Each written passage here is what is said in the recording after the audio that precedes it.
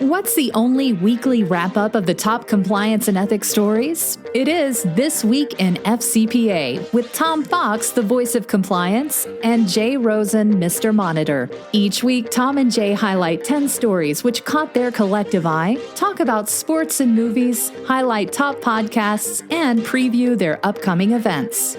Join This Week in FCPA each week for a one-stop review of the week's compliance and ethics highlights. This Week in FCPA is a production of the Compliance Podcast Network. On This Week in FCPA, Tom Fox, the voice of compliance, and Jay Rosen, Mr. Monitor, take a look at the following stories. OFAC focuses on screening errors. There is no single panacea for stopping corruption. 5 top steps for data transfer after Schrems. What's the cost of non-compliance? Fahrenheit 451 compliance in German regulators. Coronavirus comeback planner. A compliance approach to excessive force in policing. Crisis preparedness and the BOD. And Tom looks at this week's top podcasts. All this and more on This Week in FCPA, episode 217. Hello, everyone. This is Tom Fox, the voice of compliance, along with Jay Rosen, Mr. Monitors himself, for This Week in FCPA, episode 217, for the week ending August 7th, 2020, the Fahrenheit 451, or for those truly in the know, the Ray Bradbury edition. So how does Fahrenheit 451 foretell non-compliance regulation in Germany? You'll have to listen to this podcast to find out, because Jay and I are braving the COVID surge in South Texas and Southern California by self-isolating, staying safe, and wearing masks when we go outside. But once again, we are back to look at some of the week's top compliance articles and stories which caught our collective eye. Jay Rosen, what say you? I'm staying inside, I'm being safe, and I'm ready to talk compliance with my good friend in Houston, Texas, Tom Fox. So let's start off with OFAC. Okay. Because Mike Volkov, who is an OFAC aficionado, is in the middle of a 3-part series, Jay, and it's around screening errors. This is screening is much more prominent in OFAC compliance than it is in ABC compliance, but it really has a lot of instructions for both, obviously, OFAC trade sanction compliance, but the ABC compliance professional as well. And so what companies are getting in trouble for is sanction screening errors. And they are not incorporating updates to the SDN list, the SSI list, or they're failing to identify pertinent identifiers in their screening, such as SWIFT business identifier codes for designated blocked or sanctioned institutions, alternative spellings, incorrectly inputted data, my favorite, Cuba instead of Cuba. And for those who are truly in the know, Semites, where is that located? And is it on a sanctions list? So he goes in to talk about some of the cases where this has popped up. He focused on American Express and Cobham. So it's really, I think, obviously the OFAC compliance professional needs to check it out, but also it's a good lesson for the ABC compliance professional of continual update, continual monitoring, and why you need to know who your third parties are. Mike also takes a look at Apple and Amazon, and anytime you can take a look at those guys from a compliance perspective, it's always fun. So next up, we haven't visited with our friend Matthew Stevenson in a while. This musing comes to him from the Global Anti-Corruption blog. And today he's taking some time off from writing serious commentary, and he's going to talk about something that's frivolous, slightly even snarky at this point. But every sensible person would presumably agree that there is no panacea, and for those of you who don't know panacea, a single cure-all for corruption. But our ethics and compliance community appears to have developed perhaps a kind of reflexive, semi-defensive verbal tick. And they say that transparency is not a panacea. Anti-corruption agencies are not a panacea. New technologies are not panaceas. Democracy is not a panacea, and privatization is not a panacea. Other things that literature has declared not a panacea for corruption include higher public sector salaries, international courts, more women in the public sector, EU membership, codes of corporate ethics, unexplained wealth orders. And since we all agree, or we should agree, that there is no panacea for corruption, we probably don't need to keep saying that any individual measure is not a panacea. And while this post is mainly meant as a gentle admonition with the finger pointed at Matthew himself as much as anyone else to be more mindful about trotting out tired cliches and banal statements of the obvious, he does think that there's something intriguing about how many of us working in this field frequently feel the subconscious compulsion to add what would seem to be the unnecessary caveat when discussing anti-corruption.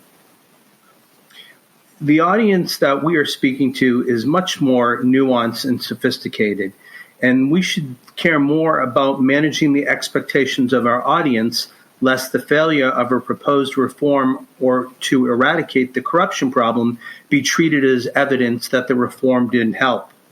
Then again, maybe there's no subject-specific explanation. Maybe it's just a bad habit.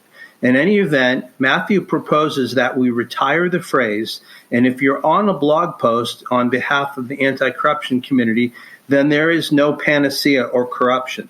We don't need to say it anymore. Just throw in an unexplained hyperlink to this post as soon as you introduce the anti-corruption measure you want to discuss, and without feeling the need to insert, quote, not a panacea qualification. And for that, Matthew says, thank you in advance. So can I get a yo Semites for you, Jay? Yo Semites. Yo Semites. I hope that's on your screening list. Jay, next up we have an article from Neil Hodge, my former colleague at Compliance Week. Not that he's formerly with Compliance Week. I'm formerly with Compliance Week. But he takes a look at 5 tips for U.S.-EU data transfers post Schrems 3. And I want to run through these because I think he puts out some good things and ideas that I'm not sure non-data privacy professionals have thought about. So the first thing is you need to have what are called standard contractual terms, or SSCs, in place in your contracts, allowing the transfer of data. They may be a short-term solution, but they're going to give you as much protection as is available right now. The second one, though, Jay, is companies should map their international data flows and existing transfer mechanisms. And once again, many in the data privacy bar are aware of this, but I think compliance professionals really need to consider this. Jay, we often say follow the money. Well, what about following the data? And maybe this could give you some compliance insights. Companies consider whether they should limit certain kinds of data from being transferred to third countries. Companies should consider whether additional legal, technical, or practical safeguards can be applied to minimize regulated data transfer. And then contractual measures, meanwhile, could include increased transparency and control over the company importing the data. So, Jay, some of these are practical or rather straightforward, but if you think about them from the compliance perspective, I think they make a lot of sense. And, of course, we link to the Neil's article in the show notes. So it might be something that a compliance practitioner would find useful from the anti-bribery, anti-corruption perspective. Thanks, Tom. It wouldn't be a week in this FCPA if we didn't check in with the coolest guy in compliance, Matt Kelly, at his Radical Compliance blog. And this week, Matt takes a look at Wells Fargo's staggering compliance costs. When Wells Fargo filed its latest quarterly report on Tuesday, you may have seen news that the new CEO, Charlie Scharf, wants to cut back spending on outside compliance consulting dramatically, spending that he described as beyond anything he's ever seen. This spending, of course, stems from the seemingly endless number of compliance failures Wells Fargo has endured since 2016. And as Matt read Scharf's comments, he wondered, well, just how much money has Wells Fargo been spending on outside compliance help? And according to the SEC, Wells Fargo has spent $11.8 billion with a B on outside consulting services alone since the start of 2017. Here's a handy little dandy chart that you can look at in the show notes. To be clear, not every dollar of that $11.8 billion was devoted to compliance, but a large portion of the amount definitely was. And the consulting firms getting rich off this include PwC, McKinsey, and Oliver Wyman, just to name a few. And before you point to that downward trend line to say the situation is improving, rest assured that it is not. Matt also calculated spending on outside consultants as a percentage of Wells Fargo revenue and mapped out the percentage change over time, which is figure 2. Now, at Q4 2019 coming into Q1 of this year, there's a huge pop. And it's simple. Revenue for Wells Fargo has shriveled like sauteed spinach within the last 12 months from $21.08 billion a year ago to $8.7 billion last quarter. Even as spending on outside consultants continues to go down from its 2017 highs, revenue has been falling even faster. By last quarter, spending on outside consultants consumed 9.16, so almost 10% of revenue. In an article in the Financial Times, there's a fuller picture that gets painted to the dismay of Wells Fargo. First, the costs alone are sky high. And second, so much spending on outside consultants has led to internal resentment among employees who are staring at layoffs and budget cuts to keep Wells Fargo on operational footing. Plus, the more you spend with outside consulting firms to build up your program, the less experience internal employees will have at running said program. So here's the big numbers here. Even as we're all agog at $11.8 billion in spending on outside consultants, remember that's not even the full picture of Wells Fargo's compliance woes. Along the way, Wells Fargo has paid the following: $3 billion to the Justice Department and the SEC, $185 million to the Consumer Financial Protection Bureau, $35 million to the SEC in February 2020 for some recidivist practices, $500 million to the Office of the Comptroller of the Currency.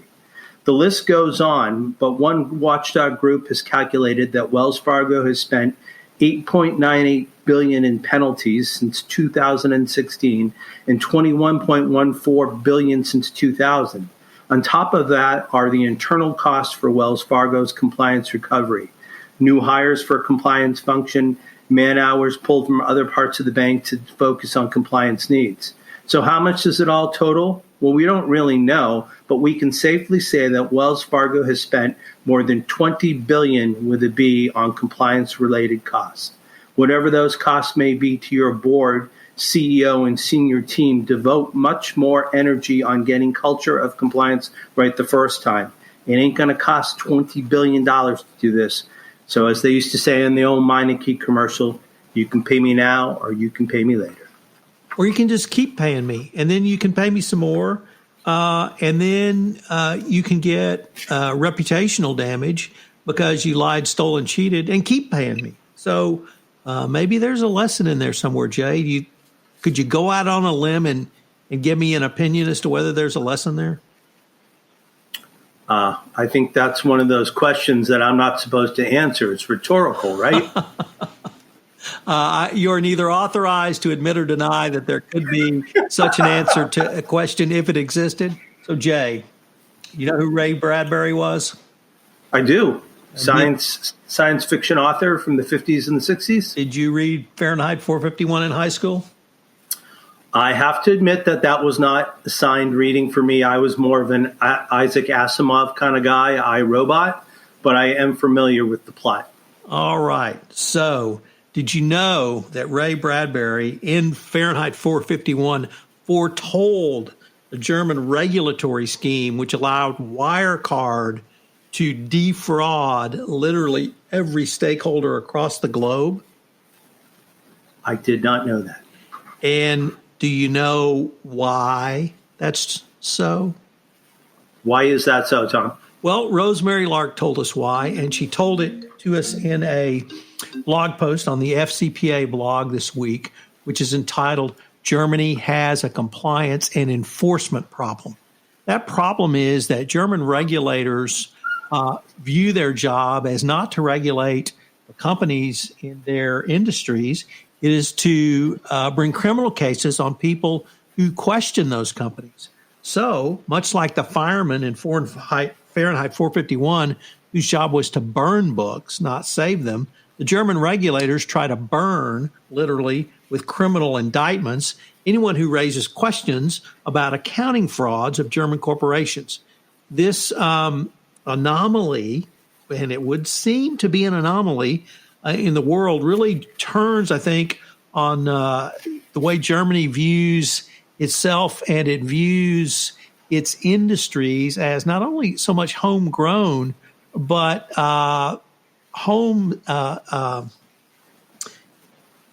ethnically, no, that's not right, Germanly centered, and that the shareholder does not come first. In the German system, there is a bank-centered approach to government, which has led to an underdeveloped securities market and weak minority shareholders. So when you start off with that, and then you have opaqueness, the point of blindness, you begin to see why the German regulators are really the firemen who are there to burn the books. So I found it really interesting and a great article by Ms. Lark. We have not cited her before, I believe. She's a longtime financial crimes compliance consultant in the D.C. area. So Fahrenheit 451, this is the book for you, and it explains Wirecard. Gotcha. Thanks, Tom. Next up, we check in with our friends at Navix Global, the Risk and Compliance Matters blog.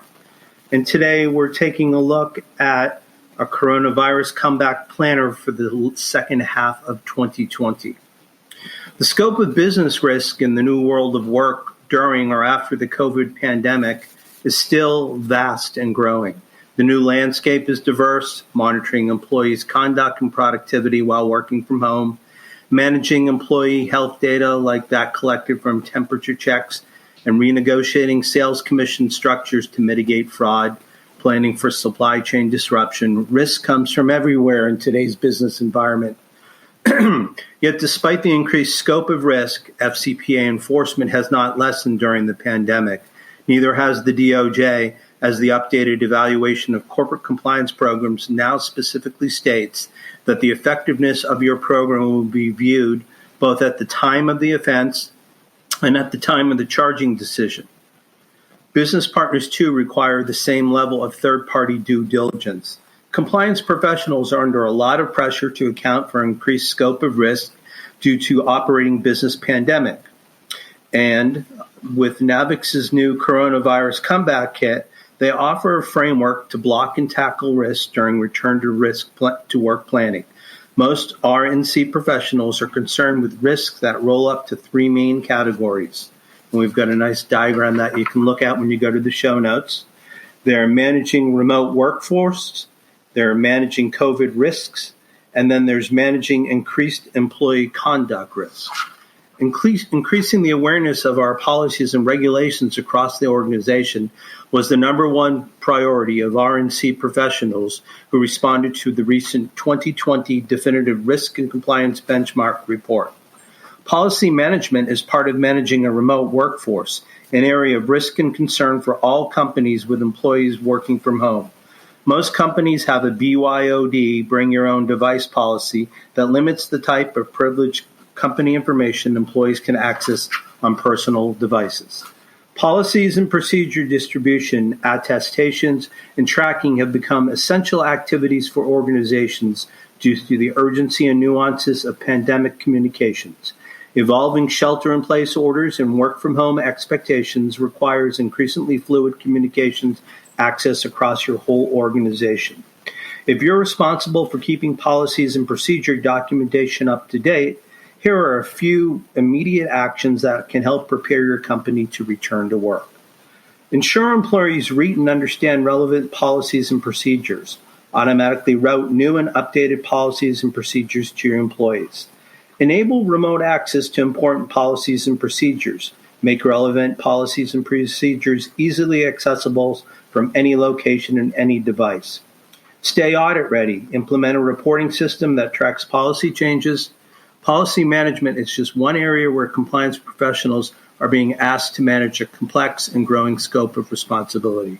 To learn how technology is helping R&C professionals block and tackle cybersecurity, third risk management, remote investigation, and other risks resuming business post-pandemic, please look for the show notes, and there's a link to go and get the Corona Comeback Kit. George Floyd really not only was a horrible and tragic event, but it's led a lot of discussions around how can we begin to address the crisis of excessive police force. That was, of course, the most recent and most public, but this is not a new problem. We saw it in Washington, D.C. We saw it certainly in Portland with the federal police or the federal, whatever they were there. Gestapo, Semites. And indeed, I heard today there's actually a new country that's high on the risk scale. It's called Thailand. So for those who wonder where that country is, you have to consult Donald Trump. But two individuals, Joseph Murphy, and Emil Mascella, wrote a very interesting article, which is a compliance approach to dealing with excessive police force.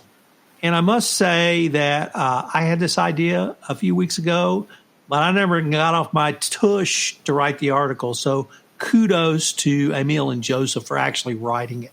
And Jay, they take the basic steps of an ethics compliance program, expand them a little bit into 15 steps, but lay out the framework to not only address excessive police force issues, but to try to manage that risk going forward. They begin with a quote from Federalist 51, and anytime you can quote Federalist 51, in my book, you're ahead of the game. They say, quote, in framing a government which is to be administered by men over men, the great difficulty lies in this. You must first enable the government to control the governed, and in the next place, oblige it to control itself. Well, that's a perfect setup for their 15 steps for an ethics and compliance program. It's, of course, based on the federal sentencing guidelines. And I'm just going to go through them because they'll be near and dear to the heart of every compliance officer. High-level oversight, number one. Number two, chief ethics and compliance officer. Number three, clear policies, codes, and internal controls. 4, careful delegation of responsibility. 5, uses of incentives and discipline to promote the program. 6 is reporting. 7, prompt, thorough, and independent investigation of complaints. 8, robust training and communications. 9, monitoring subordinates' actions through appropriate supervision and other tools. In the FCPA world, that's third parties. 10, auditing police actions to identify trends, both good and problematic. 11, that's continuous monitoring. 11, periodic evaluation of the program's effectiveness. I think you guys at Affiliated Monitors could write the book on that one, Jay. 12, periodic risk assessments, learning from the experiences of comparable organizations across the country. 13, keeping up with other compliance and ethics programs' best practices. 14, responding appropriately to violations. And then 15, no doubt written with the compliance evangelist in mind, document the program. So I ran through that pretty quickly, but Jay, there's nothing in any of those steps which would be a surprise to a compliance professional. And it really lays out a way to think through how you could address this issue. And I'm going to even throw it out further. I think it's a way for Affiliated Monitors maybe to step in and use its monitoring skills in an oversight capacity to help address this issue. So perhaps I could have one of your colleagues talk about that on a podcast one day. It seems like we usually check in at least once a week with Corporate Compliance Insights blog. And the future of crisis management has already arrived, and disruptive risks won't wait for boards and management teams to catch up. Management consultant Joydip Day opines on the importance of preparedness and agility in responding to crisis. The current pandemic, which has challenged business like never before, has also got them thinking about the quality of their board of directors. Although the process of examining value ad by independent directors has started sometime earlier, it is only now since the pandemic that it is being accelerated. It is understood that in some cases, with valuable suggestions not always forthcoming from the board members, that CEOs have been all at sea in these unprecedented times. The pandemic has taken board members of several companies by surprise, leading to the lack of appropriate guidance from the board to the CEO. Companies are increasingly looking to bring on board members who can be advisors, as few board members have experience dealing with a COVID-like pandemic. A Fortune 500 CEO has said an independent director must be willing to challenge managerial proposals and ask the critical questions that nobody else is asking. So what's ahead for the board in the coming months? Within the next 3 to 6 months, we can expect boards to begin including far more professionals who can help the organization grow in these times. There is also an increasing realization that investors are looking at companies with better corporate governance, and independent directors are expected to be the watchdogs to ensure good practices by the board. For many, it's not knowing how to anticipate and take advantage of any disruptions to the status quo. In most cases, companies lack the internal talent to make what feels like seismic shifts in focus. One frequently overlooked means of preparing for the future is through a high-performing, strategically focused board. However, there are boards that effectively demonstrate their depth of knowledge and experience. The value of preparing for a crisis. Ideally, boards should dedicate a block of time each year to better understand and prepare for major threats to their business. A recent published report, Adaptive Governance, Board Oversight of Disruptive Risks, by the National Association of Corporate Directors, NACD, suggests that whether driven by unforeseen circumstances or problems hiding in plain sight, disruptive risks won't wait for boards and managements to catch up. In an NACD poll of public and private company directors, more than 6 in 10 respondents said they view disruptive risks as much more important to the business environment today than compared to 5 years ago. The report made the following recommendations to help boards strengthen their oversight. Improve visibility of disruptive risks in the boardroom. Stay informed about company and industry developments. Conduct deep dives with management on disruptive risks and the implications for organizational strategy. And above all, this leads to becoming crisis resilient. Any crisis event can be divided into 2 phases, the event itself and the response to it. Most stakeholders, customers, investors, employees, are sympathetic when a company is hit by a hard-to-avoid disaster. Crises don't discriminate, and they can threaten the existence of an organization if not contained in due time. Only those organizations that regularly test their crisis response plan and train themselves on it will become crisis resilient in the future. Today, many business leaders are of the opinion that crises are becoming more intense as the world becomes more dynamic.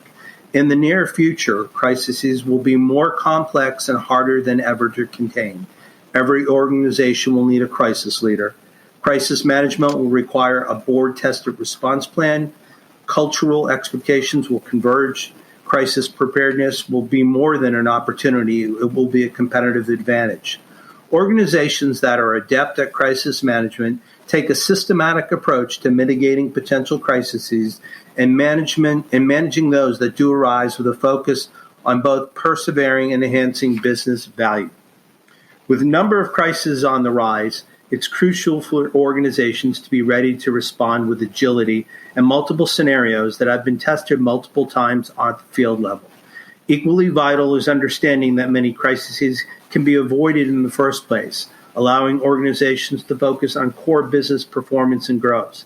Perhaps most important of all, the dramatic difference in outcomes when senior management and board members are involved demonstrate the urgent need for organizational leaders to proactively plan and prepare for crisis. There is a famous saying, pressure makes diamonds. It can also make a puddle of mush. The difference is how well we adapt to crisis leadership versus leadership in good times. So, Jay, we have a new guest for this month's series on the Compliance Life. Louis Sapperman, CCO at Panasonic North America, longtime friend of this podcast and ourselves, former CCO at Dun & Bradstreet. In part one, we take a look at Lewis's personal and professional journey into compliance. Over the next 4 weeks, we'll have additional podcasts with Lewis. So if you're interested at all in the CCO chair, how to get there, where it may take you, this is the podcast series for you. Lewis, as with all CCOs I've interviewed, has a unique story, and it literally starts with waiting tables.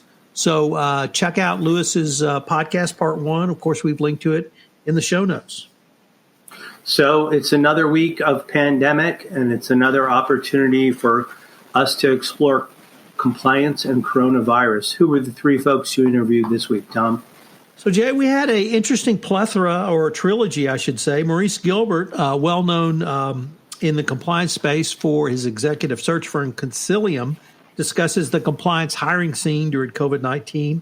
Andy Goldstrom, someone I met through my membership in the National Speakers Association, on business sustainability. He's an entrepreneur coach and consultant, and he brings entrepreneur concepts to the compliance professional. And finally, one of my favorite people of all time, Laura Petrolino, who wrote a blog post in the Spin Sucks blog about storytelling. She works in communications and marketing, and she really explains the power of storytelling, and Jay, how we and our compliance brethren can use it not only in compliance communications, but also compliance training. So check out those three podcasts. I began a new month on 31 Days to a More Effective Compliance Program, this month looking at the role of the board of directors in compliance. A tip of the hat to Affiliated Monitors for sponsoring this month. On Monday, I looked at legal obligations of the board. Tuesday, the prudent discharge of board obligations. Wednesday, board committees. Thursday, the OIG guidance for boards of directors. And Friday, compliance expertise on the boards. As I said, this month is sponsored by Affiliated Monitors, and we have our own iTunes channel, so check us out. Great. And at this part in the podcast, we talk about any upcoming events. Tom, what's on the horizon for the ethics and compliance virtual community? So, Jay, one of the top conferences literally every year is now Converge, Conversant's Converge. And Converge 20 has, of course, moved to a virtual platform, and registration is now open. This is going to be one of the very best conferences. I'm working with Conversant to help get some of the speakers lined up. We're going to be doing a teaser with podcasts this year on it. The event itself will be October 6th through 8th, once again, virtually. Here's the best part, Jay. It's no charge to attend. So if you're interested in anything compliance, we're going to have a lot on diversity and how you can build out a compliance program to lead that discussion in your organization. This is going to be the virtual event for you. Once again, October 6th through 8th, virtual conference. Jay and I are going to be there. Check it out. I've linked to the registration and information with the current agenda. So please sign up for Converge 20. Good stuff, Tom. We're looking forward to it. And as you said before, the price is definitely right. On behalf of Tom Fox, the compliance evangelist and the voice of compliance, and myself, Jay Rosen, Mr. Monitor, we'd like to thank you for joining us for This Week in FCPA, episode 217, for the week ending August 7th, 2020, the Fahrenheit 451 edition. We hope that you are safe and your loved ones are healthy. We appreciate you spending time with us this weekend, and we look forward to checking in with you next week to tell you all about the week in FCPA for episode 218 at the end of next week. Thanks and take care. Hello, everyone. This is Tom Fox again. I'd like to thank you for listening to this episode of This Week in FCPA. If you have any questions, you can email Jay at jrosen@affiliatedmonitors.com. You can email me, Tom Fox, at tfox@tfoxlaw.com. We also got a new really cool app on the Compliance Podcast Network website where you can leave a voicemail or a message. If you like to ask us a question or have a topic you would like us to consider. I hope you'll join us again next week when Jay and I look at some of the top compliance and ethics stories for the week that is to become. This Week in FCPA is a production of the Compliance Podcast Network and a proud member of C-Suite Radio. Thanks again for listening, and we look forward to visiting with you again.